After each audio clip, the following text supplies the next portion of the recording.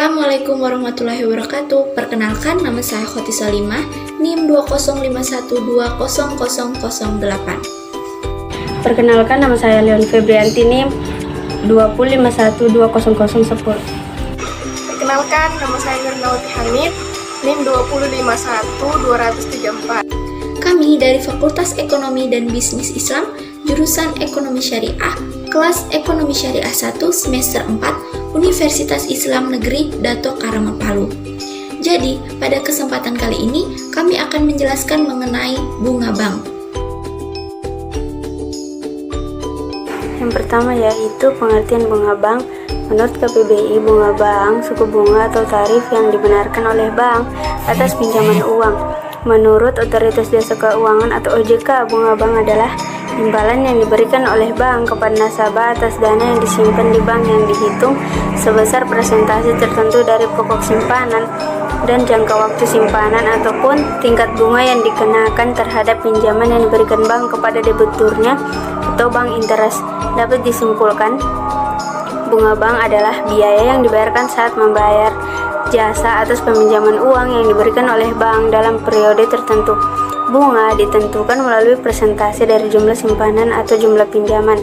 Dalam dunia perbankan sendiri, jenis suku bunga bank diperinci lagi menjadi 5 jenis, yaitu disebutkan di sini ada 3. Yang pertama yaitu suku bunga tetap atau fiksat. Suku bunga tetap atau fiksat adalah suku bunga yang sifatnya tetap dan tidak berubah sampai jangka waktu tertentu atau sesuai dengan tanggal jatuh tempo yang telah ditentukan selama jangka waktu kredit berlangsung. Suku bunga ini tidak akan mengalami kenaikan meskipun suku bunga di pasar naik atau mengalami perubahan. Beberapa contoh dari suku bunga tetap adalah rumah murah atau bersubsidi dengan suku bunga tetap, kredit kendaraan bermotor, dan lain sebagainya yang menerapkan suku bunga tetap. Yang kedua yaitu suku bunga mengambang atau floating. Suku bunga mengambang atau floating memiliki arti bahwa suku bunga akan terus berubah mengikuti suku bunga di pasaran. Apabila suku bunga di pasaran mengalami kenaikan, maka suku bunga kredit perbankan juga ikut naik, dan begitu juga sebaliknya. Contoh dari jenis suku bunga ini adalah untuk suatu periode tertentu, pinjaman modal usaha atau kredit dengan jangka waktu panjang lainnya. Yang ketiga yaitu suku bunga flat. Suku bunga flat merupakan suku bunga yang cara menghitungnya mengacu pada jumlah pokok pinjaman di awal untuk setiap periode cicilan. Suku bunga ini biasanya digunakan untuk kredit jangka pendek, misalkan barang-barang konsumsi seperti laptop, handphone, peralatan rumah tangga, hingga motor, atau kredit tanpa agunan atau KTA, karena memiliki perhitungan yang sederhana. Fungsi dan manfaat bunga bank. Bunga bank sendiri memiliki fungsi dan manfaat yang tersendiri. Bagi bank, bunga berfungsi sebagai sumber pendapatan. Misalnya saja saat bank menawarkan bantuan dalam bentuk kredit yang dapat dipinjam dengan syarat dan ketentuan berlaku bagi nasabah. Kredit yang dipinjam nantinya dibayarkan kembali ke bank dengan angsuran setiap bulan ditambah dengan suku bunga yang disepakati oleh kedua pihak saat perjanjian peminjaman. Jadi, bunga dari angsuran kredit pun bisa menjadi masukan bersih untuk bank. Sementara bagi nasabah sendiri, bunga bank memiliki manfaat untuk menambah dana nasabah. Bank memerlukan nasabah untuk menghimpun dana nasabah menyimpan dana dalam bentuk deposito. Bank biasanya memberikan bunga kepada nasabah sebagai tambahan jika saldo yang terdapat di dalam rekening lebih dari 500.000. Sementara untuk deposito, ada pilihan di mana penyimpanan dana yang dilakukan oleh nasabah bisa diambil sesuai dengan pilihan deposito berjangka yang dilakukan. Keuntungannya adalah adanya bunga yang dikalikan dengan penyimpanan deposito yang dilakukan oleh nasabah. Jadi, saat deposito telah masuk masanya untuk diambil uang yang tadi disimpan akan bertambah karena bunga bank tersebut.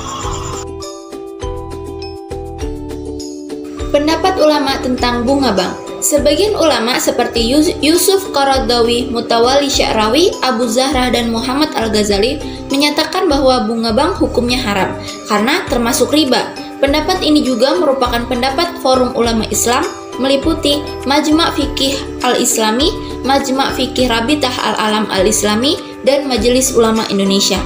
Sebagian ulama kontemporer lainnya seperti Syekh Ali Jum'ah, Muhammad Abduh, Muhammad Sayyid Tantawi, Abdul Wahab Khalaf, dan Mahmud Saltut menegaskan bahwa bunga bank hukumnya boleh dan tidak termasuk riba. Pendapat ini sesuai dengan fatwa yang dikeluarkan Majma' Al-Buhus Al-Islamiyah tanggal 23 Ramadan 1423 Hijriah bertepatan tanggal 28 November 2002 Masehi. Dari paparan di atas dapat dipahami bahwa hukum bunga bank merupakan masalah khilafiyah. Ada ulama yang mengharamkannya karena termasuk riba, dan ada pula ulama yang membolehkannya karena tidak menganggapnya sebagai riba. Tetapi mereka semua sepakat bahwa riba hukumnya haram. Terhadap masalah khilafiyah seperti ini, prinsip saling toleransi dan saling menghormati harus dikedepankan. Sebab masing-masing kelompok ulama telah mencurahkan tenaga dalam berijtihad, menemukan hukum masalah tersebut, dan pada akhirnya pendapat mereka tetap berbeda. Bunga bank berdasarkan prinsip syariah. Persoalan bunga bank yang disebut sebagai riba telah menjadi bahan perdebatan di kalangan pemikir dan fikih muamalah. Tampaknya kondisi ini tidak akan pernah berhenti sampai di sini, namun akan terus diperbincangkan dari masa ke masa. Untuk mengatasi persoalan tersebut, sekarang umat Islam telah mencoba mengembangkan paradigma perekonomian lama yang akan terus dikembangkan dalam rangka perbaikan ekonomi umat dan peningkatan kesejahteraan umat. Realisasinya adalah berupa operasinya bank-bank Islam di pelosok bumi tercinta ini dengan beroperasi tidak mendasarkan pada bunga, namun dengan sistem bagi hasil. Kemudian, menurut Muhammad Syafi'i Antonio, Islam mendorong praktik bagi hasil dan mengharamkan riba. Keduanya sama-sama memberikan keuntungan bagi pemilik dana, namun keduanya memiliki perbedaan yang sangat nyata. Yang pertama untuk bunga. Ciri-cirinya yang pertama, penentuan bunga dibuat pada waktu akad dengan asumsi harus selalu untung.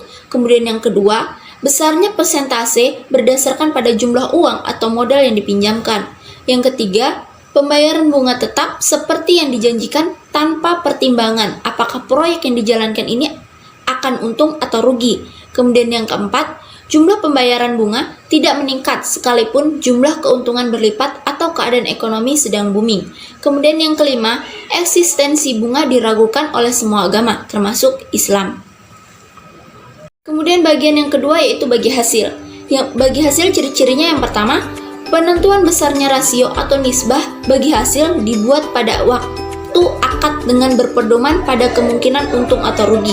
Kemudian yang kedua, besarnya rasio bagi hasil berdasarkan pada jumlah keuntungan yang diperoleh. Kemudian yang ketiga, bagi hasil bergantung pada keuntungan proyek yang dijalankan. Bila usaha merugi, maka kerugian itu akan ditanggung bersama oleh kedua belah pihak. Kemudian yang keempat, jumlah pembagian laba meningkat sesuai dengan peningkatan jumlah pendapatan. Yang terakhir, tidak ada yang meragukan keabsahan bagi hasil.